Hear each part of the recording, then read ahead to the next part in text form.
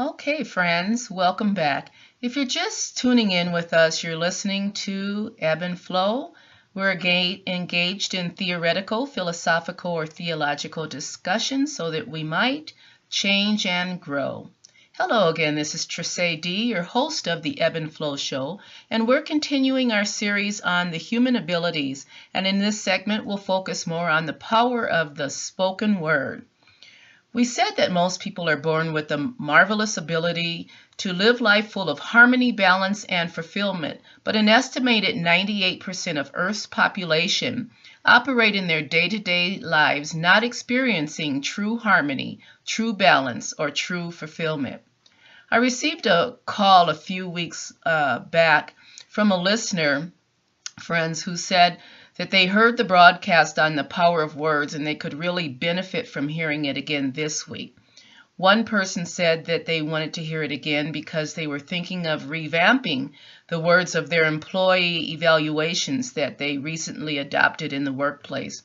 I assured them that I would re-air and revisit some of the highlights on the power of words during today's broadcast. So I will begin by saying that we generally don't see the initial negative results of our words, our tones, our language that we choose to use manifested in the immediate physical way. So it becomes a challenge to be mindful of our words and their consequences. As a matter of fact, I know it to be a challenge for me from day to day to be a gatekeeper of every word and its intent that comes out of my mouth. Our words are for the most part determined by predominant thoughts and beliefs, or you could say the law of cause and effect, and you must be aware of that. The universal law states that nothing happens by choice or outside the universal laws, and every action has a reaction or a consequence. In other words, we reap what we sow, friends. Our words are, in essence, a form of projected energy or vibrational wave frequencies which activate the law of attraction. And the law of attraction demonstrates how we create things and events and people that come into our lives. I mean, even people that come into our lives are created and deemed by ourselves. Our thoughts, feelings, words, and actions produce energies which in turn attract like energies. Negative energies attract negative energies, and positive energies, friends, attract positive energy. When we speak our words attract to itself energies of the same familiar vibrational frequency. This attraction process in turn initiates the law of growth, which result in the creation of our physical events and conditions and circumstances that you experience in your everyday life. Last week I spoke of, and many of you may be familiar with Dr. Masaru Emoto's water experiments, where he exposes water to different words and music, names and prayers and blessings. In other words, just positive words. And then he photographed the way the water crystallized when it froze. He froze the water and he photographed the way the water crystallized when it froze. He then replicated the experiments using rice, labeling the outside of the rice jars with kind words such as thank you, and another using hurtful words like you idiot, and he recorded the end results and shared them with the world. I've always been curious as to what would happen if I conducted my own water experiment, but I have only to look in the eyes of those around me as they have been hurt or healed by mere words, as they contain the intent of others to harm them or to bless them. The words we speak have a powerful effect on everything around us, whether it's rice or a human life. My favorite science, which is quantum physics, describes the vibrations and energy of the world in which we live. Vibrations are energy. Positive moods vibrate with higher energy, while negative moods vibrate with a lower vibration. Our words have a profound impact on others as well as ourselves. Once again, this is Tracie'e D, and if you're just tuning in to this broadcast, we're continuing our discussion on the power of words.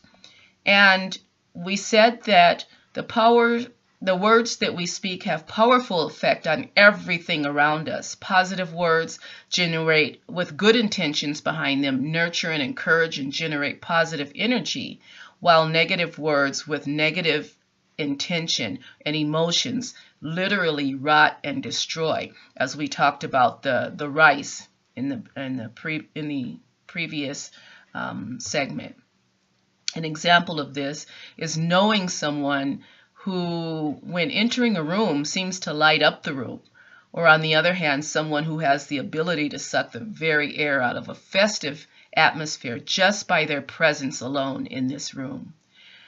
This is because it's not just what we say that matters, but it's how we think.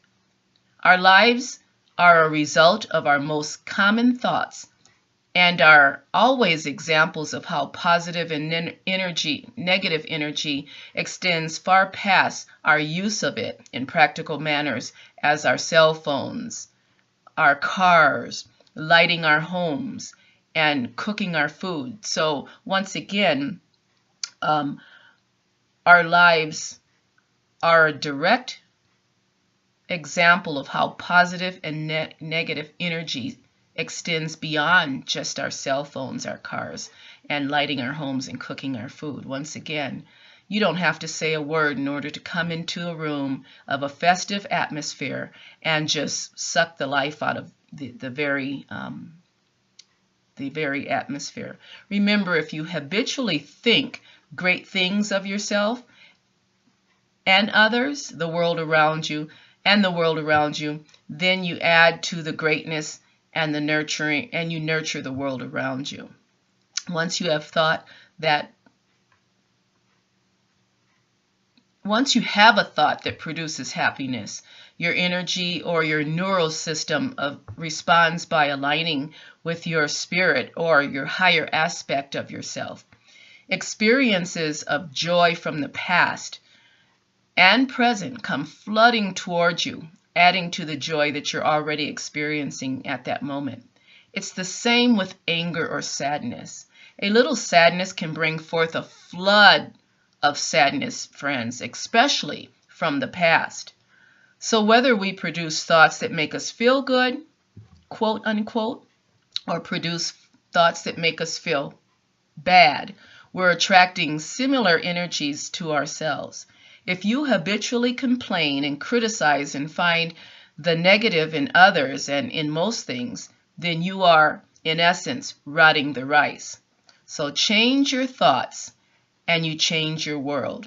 In conclusion, I have a quote by Dr. Robert Anthony. He's one of my mentors, and he wrote a book called Beyond Positive Thinking, and he says, "Your word is law in this universe, but you need to know these laws. Without understanding the laws, through ignorance, you cannot create what you want.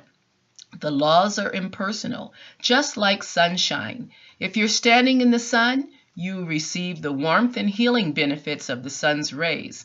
And if you're standing in the shade, it seems like the sun isn't shining on you, but who moved you into the shade?" And I'll leave you with a poem, with a South African poem, and this is by Robert Gresek. "Standing each alone are still as stone, like babes innocent. Summoned by ingenious minds, there are a thunderous mob, inflamed with violence, or, in the hands of a gentle master, they are as sheep browsing on a lovely hillside, permeating the air with deep peace.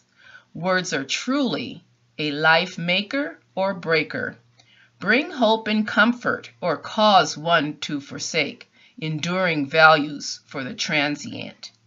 Look therefore to your daily speech. Let your words convey kindness and wisdom. Watch and guard the tongue against irritation, and slay the devil of vexation." Thank you for listening, joining me with Ebb and Flow. And we'll see you next Thursday so that we might change and grow.